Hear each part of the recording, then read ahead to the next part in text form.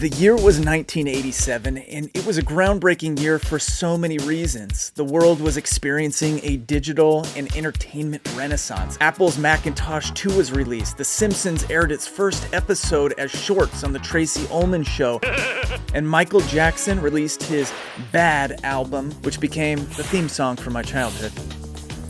Sorry, Ma. I love ya. But there was another phenomenon that captured the hearts of millions across the globe, all the way from the bustling city of San Francisco. Nestled within the noise of this transformation, a family from the heart of the West Coast, before the streets were filled with needles and human feces.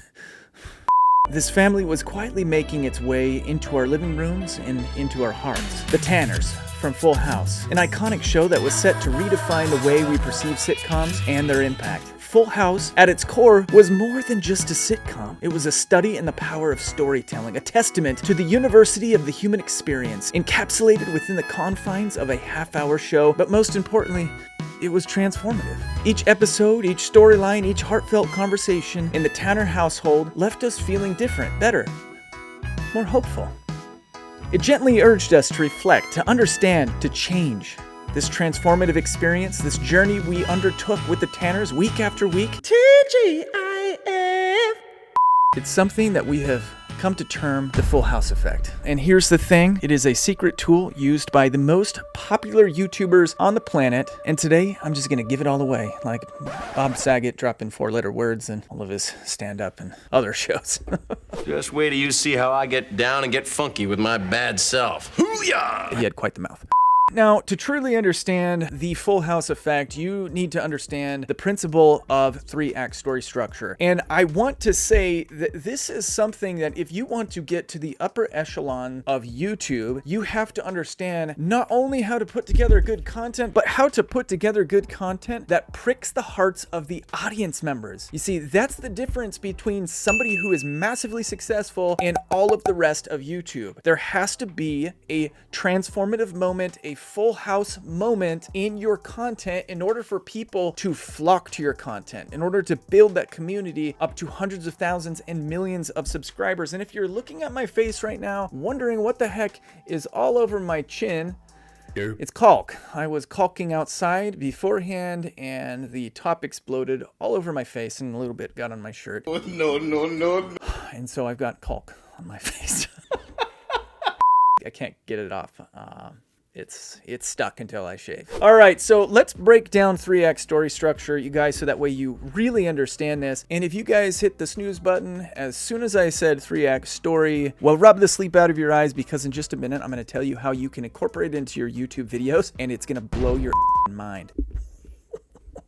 Yeah, I just said that. So in traditional 3-act story structure, it goes like this. Act 1, it's the setup. It's setting up the scene, it's setting up the characters, it's introducing you to who you are going to be watching throughout the entirety of the movie, the play, the film, the video, the YouTube video, the TikTok, all of the above. Check. Act 2, the confrontation. The confrontation, if you only speak English. It shows us the struggle. It shows us the attempt to resolve the problems, and usually it ends up resulting in more problems or more plot points to have to overcome. If you think about every single Mr. Beast video that has been created, there is not just one plot point. There are many plot points that are set up because the boys and Chris have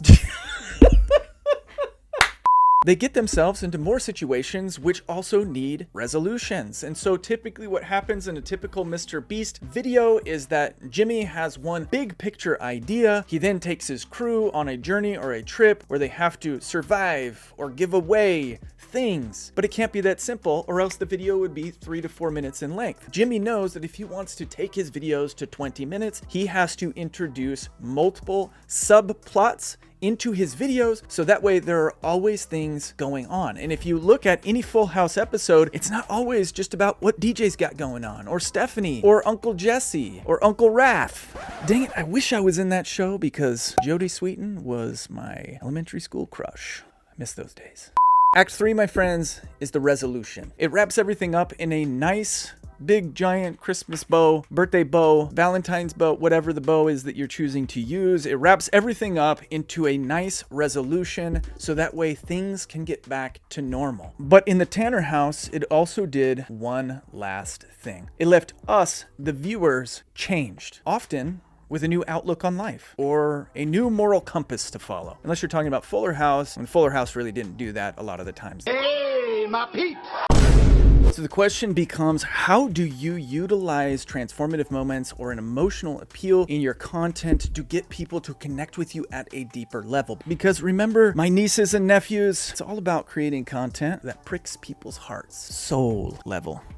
Yeah, and I got a little hack for you here in just a second. But the first thing that I want to talk about, obviously, and I've talked about it a lot before, is storytelling. Now, we have some clients that we work with. They're called Twin Home Experts. If you guys haven't taken a look at those guys, they're incredible. One of the things that we first talked to them about when we first started working with them was they got to get out of the how-to game and they got to get into the storytelling game, because the storytelling game takes them away from this one-and-done content. How-to content, people come to have their problems solved. They get their problem solved, and then they're like, peace, see you later, don't need you anymore, Jimmy and Dave, twins, don't need your plumbing channel, beat it, don't like you, I'm not gonna subscribe to you because you helped me fix the poopies out of my toilet, but I don't need to hang out with you every day. Now, once we converted them over to storytelling and we started incorporating all of these emotional triggers and we started telling emotional narratives of people who had been suffering in their homes for months or for years with rodent problems or plumbing leaks or toxic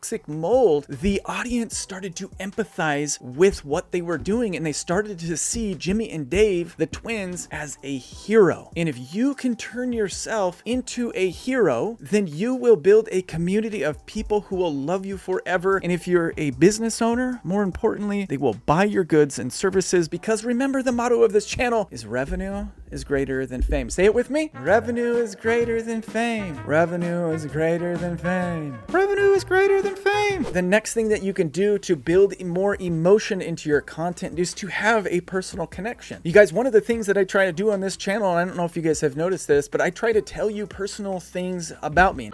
I peel back a couple layers of the onion. I'm not sitting here like crying like a little...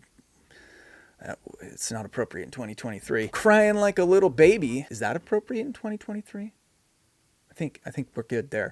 But I peel back a layer to let you into my life. You guys know now, because I just told you, I have 4 kids and a dog. You know that I had a family vlog. You guys know that I like pizza. You know, it's like the little things. I used to do presentations, and one of the things that I would tell people is like, one of the greatest things that you can do in a video is allow some of the mistakes into your content. So if there was like a cat behind me and it jumped in my lap, a cute cuddly little thing, I would probably go into anaphylactic shock and have to use an EpiPen. But the thing is like people at home would see that and they'd be like, oh, Fluffy, or Mittens, or Dumbledore. You got a cat too. I've got a cat named Voldemort. We should get Dumbledore and Voldemort together and have a wizard party. And it would build a bridge between you and me. And then we would form a connexion, or connection if you're English. The point is, by showing vulnerability and authenticity, your audience members empathize with you, and then they love you. Thanks, guys. Nope. Love you too. The next point, and I cannot emphasize the importance of this one enough, is to have some overarching goal that your audience members are joining you on. If you think about story structure in television shows, for example, I'm watching The Mentalist right now on HBO Max. It's a great show. I really enjoy it. For you guys at home who enjoy The Mentalist, we just formed a bond. It's just imagine you're okay. We're buds.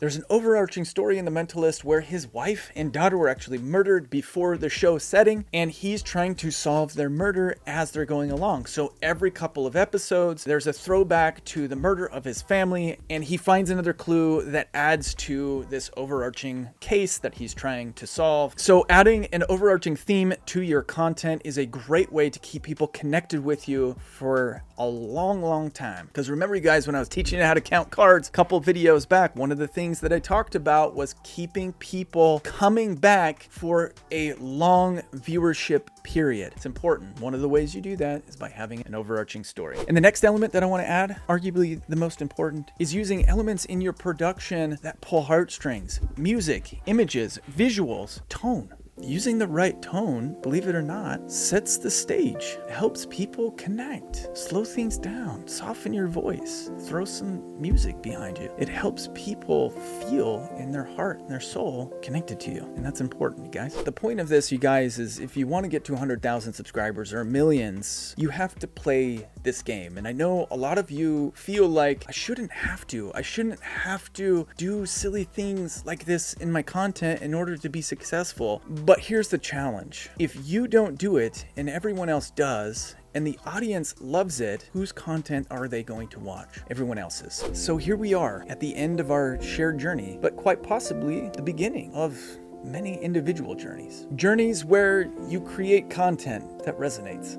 Content, dare I say, that transforms. Until next time, remember the Full House effect and keep creating content that transforms. I raise my glass to storytelling that transforms lives and changes perspectives, one audience member at a time. Go get 'em, Slugger, and watch this one and this one.